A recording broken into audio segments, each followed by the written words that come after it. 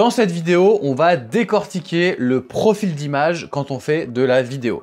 C'est-à-dire d'avoir soit un profil standard, un profil flat ou le célèbre log. Je vais vous expliquer un petit peu comment ça fonctionne, à quoi ça sert. Je vais vous montrer concrètement là, du coup sur l'écran de mon boîtier, de mon Lumix S5 II, le résultat concret de chacun de ces réglages. Et je vous dirai concrètement comment vous régler si vous voulez avoir un rendu cinéma, une image vraiment de pro. C'est parti, donc Lucie, je vais te demander d'aller directement dans le menu de mon S5 II et de chercher le menu correspondant à ça.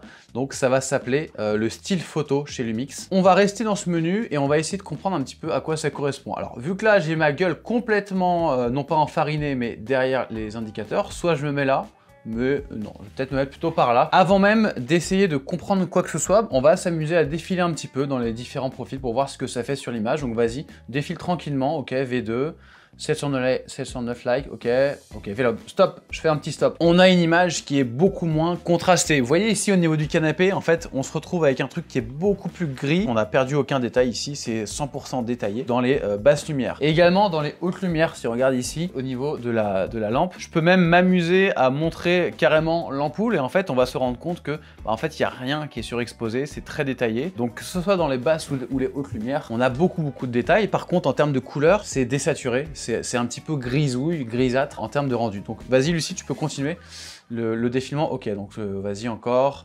On va pas tous les faire en détail, mais moi ce qui m'intéresse c'est surtout d'en prendre 3. Voilà, donc stop. Standard, voilà. Le standard, voilà. Donc là, c'est vraiment dingue la différence qu'on a. C'est-à-dire que là, le standard, c'est l'inverse du Vlog. On a un profil où, ici, en fait, au niveau du canapé, on est complètement noir, on est complètement bouché, on n'a plus aucun détail dans les ombres, et c'est flagrant. Même moi, sur mon visage, au niveau de la barbe, voilà, c'est vraiment très contrasté, donc les noirs sont très noirs. Sur les tons clairs, c'est moins flagrant. Si je lève la lampe comme ça, on voit qu'il y a une grande zone qui est complètement cramée et on distingue plus l'ampoule d'une manière si précise qu'avant. Donc là, au niveau du Vlog, on voit bien que, en fait, on voit l'ampoule et après, tout ce qui est autour, l'abat-jour, c'est parfaitement détaillé. On voit bien la différence avec le standard, c'est-à-dire que l'abat-jour à l'intérieur, il est grosso modo très clair, cramé. Et ça, ça permet de se rendre compte à quoi sert un profil d'image. Un profil d'image, ça va nous donner une image plus ou moins contrastée et plus ou moins saturée. Mais concrètement, quel est l'avantage de l'un ou de l'autre? L'avantage d'un profil standard comme celui-ci, c'est d'avoir une image qui, on va dire, est exploitable telle qu'elle, sans faire d'étalonnage. C'est-à-dire que là, on a suffisamment de contraste, on a suffisamment de saturation.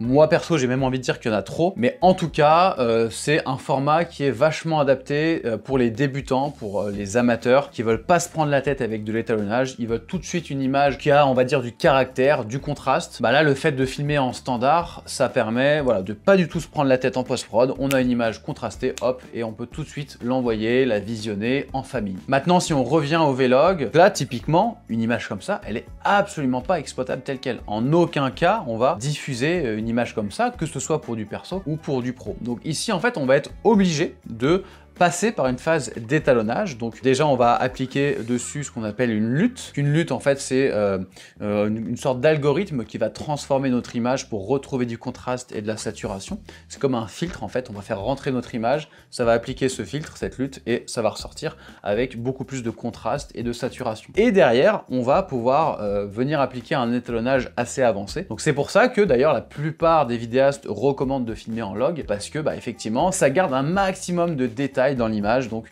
finalement ça ne compresse pas les choses. C'est comme si on avait une matière première la moins dégradée possible. Et là du coup vous allez me dire, ok Théo, mais ça a l'air génial, c'est quoi ton problème avec le log? Vas-y, c'est quoi là? Il y a un problème quoi? Effectivement, mon problème, alors je vais pas tout détailler ici, je vous invite à aller voir ma vidéo en question sur pourquoi je déconseille de filmer en log, mais en gros moi mon problème c'est que j'ai pas envie de passer des heures à faire de l'étalonnage, c'est un petit peu plus complexe à exposer le log, je ne suis pas un expert de l'étalonnage, c'est pas forcément ma passion de passer du temps à retravailler les couleurs, la lumière, à jouer sur des courbes dans DaVinci Resolve, etc.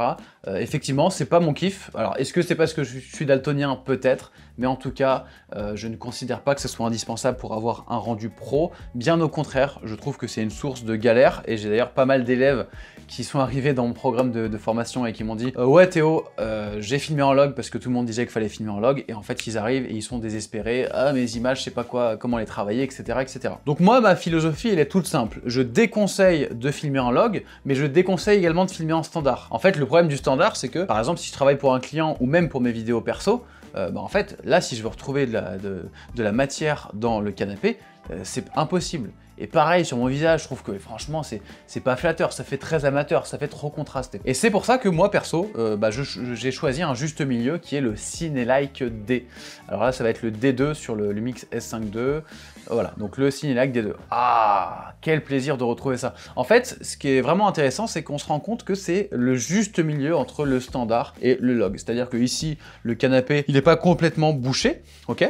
Ici, si on prend la lampe, et ben en fait, on a quelque chose qui est sympa. Certes, on a moins d'infos que sur le Vlog, mais voilà, ça reste largement exploitable. Et en fait, là, l'image que vous voyez, c'est tout simplement l'image que je filme pour mes vidéos YouTube. C'est-à-dire que je filme 100% de mes vidéos en Cinelike D2, et ça va même au-delà de YouTube. C'est-à-dire que pour mes clients, je filme comme ça. Donc ça me permet d'avoir une image qui est exploitable telle qu'elle. Je viens quand même corriger certaines choses, les hautes lumières, les basses lumières. En fait, moi, je fais de l'étalonnage de correction, enfin, c'est de précision, on va dire. C'est pas de l'étalonnage d'un travail complexe en profondeur. Mais par contre, si j'ai envie de passer plus de temps sur certains plans en particulier, d'aller sur un étalonnage plus poussé, je peux, parce que j'ai pas filmé en standard. Pour le coup, le standard, c'est vraiment trop dégradant pour la qualité d'image. Donc déjà, si vous avez compris ces trois profils d'image, standard, Cinelike D et Vlog, vous avez déjà passé un énorme cap, parce que tous les autres profils intermédiaires, en fait, on a vachement de profils qui sont très amateurs.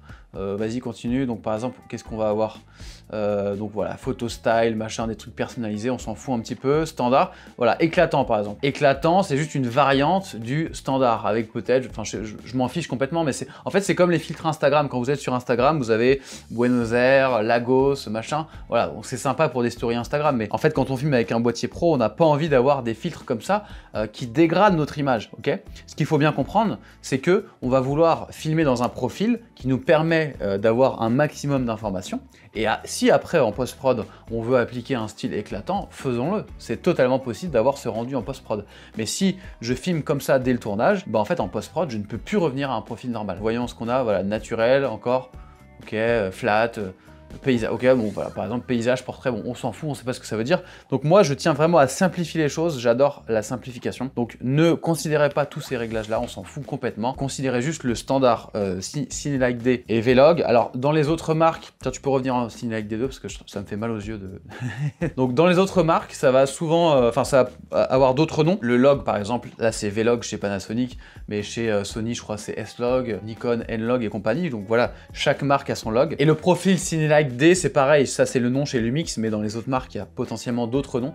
Mais voilà, il faut bien avoir en tête qu'on a le profil qui est très contrasté, très saturé, le profil intermédiaire et le profil log. Et moi, je vous recommande vraiment de vous mettre dans le profil intermédiaire. Si vous avez envie de vous aventurer en log, faites-le. Mais par contre, le standard, vraiment, évitez à tout prix si vous voulez avoir un rendu pro. Ça, voilà, c'est réservé aux débutants. Dernière chose, comme vous le voyez en fait dans les profils d'image, on a des paramètres. Hop, vous voyez, hop là si je me mets derrière, là on a des petits paramètres. 0, 0, 0 égale la tête à Toto. Et non, vas-y Lucie, descends pour voir un petit peu ce qu'on a. Contraste, haute lumière, ombre, ok, saturation, teinte, et je crois qu'il y en a d'autres, voilà, netteté et réduction du prix. Ok, montre-nous juste à combien on peut aller dans le négatif. Voilà, donc on peut aller jusqu'à -5 d'un côté, et de l'autre côté on peut aller à +5. Donc en fait, ça veut dire quoi? Ça veut dire que une fois qu'on a choisi notre profil d'image, on va pouvoir, dans ce profil d'image, paramétrer chacun de ces paramètres. Il y a quelques années, j'ai entendu des gens sur YouTube dire que en gros, pour avoir une image de pro, fallait mettre tout à -5 pour que en fait l'appareil n'applique aucune dégradation sur l'image. Moi, je croyais que quand le contraste était à 0, le boîtier n'appliquait rien. Quand le contraste était à -5, il enlevait du contraste, donc dans le négatif. Et quand c'était à +5, il ajoutait du contraste. En fait, la réalité, c'est que quand il est à -5, le boîtier ne fait rien. Quand il est à 0, c'est comme si le boîtier en gros appliquait 5 de contraste. Et quand il est à plus 5, c'est comme si le boîtier appliquait 10. Mais ça me paraît déjà un petit peu compliqué, et c'est surtout que, en fait, moi, depuis que je filme en Cinelike D avec tout à 0, je suis satisfait de mon image. Donc, moi, ma philosophie, c'est que j'ai pas de raison d'aller chipoter, de me dire, ouais, je vais tester à -3, +2, plus machin, pour voir est-ce qu'il y a une petite différence sur les pixels par là. Franchement, c'est pas ça, moi, mon kiff. Mon kiff, c'est de faire des images de pro, c'est de savoir cadrer, de savoir gérer la lumière, de savoir diriger mon sujet, de savoir rédiger, enfin, comment dire, raconter une histoire captivante, le montage, etc., etc. C'est pas de rentrer sur les micro-détails des paramètres. Donc, du coup, moi, ça fait 10 ans que je filme en Cinelike D avec tout à 0. Comme ça, il y a zéro réflexion à avoir par rapport à ça. Maintenant, je me pose même plus la question. Donc, voilà, je vous recommande fortement de faire comme moi. Honnêtement, ça libère l'esprit, ça fait du bien et on se concentre sur tout le reste tout en ayant une image de pro. Et voilà, ça y est, tu maîtrises enfin le profil d'image sur ta caméra. Bravo à toi, tu peux être fier. Mais attention, le profil d'image, c'est que un des 10 paramètres de la checklist ultime du cadreur pro. Ça s'appelle prêt à shooter et c'est un PDF sur lequel je t'ai regroupé ces 10 réglages que tous les cadreurs pro vérifient avant d'appuyer sur Rec pour avoir vraiment une image qui claque et pour transformer sa caméra en machine à plan stylé. Donc pour la recevoir, c'est très simple. Tu as juste à cliquer sur le premier lien qui est en description et tu vas la recevoir d'ici quelques minutes dans ta boîte mail. Allez, moi je te laisse et je vais me relire mon petit manifeste de la dissidence du log parce que ça fait longtemps que je me suis pas plongé dedans. Oh, c'est génial.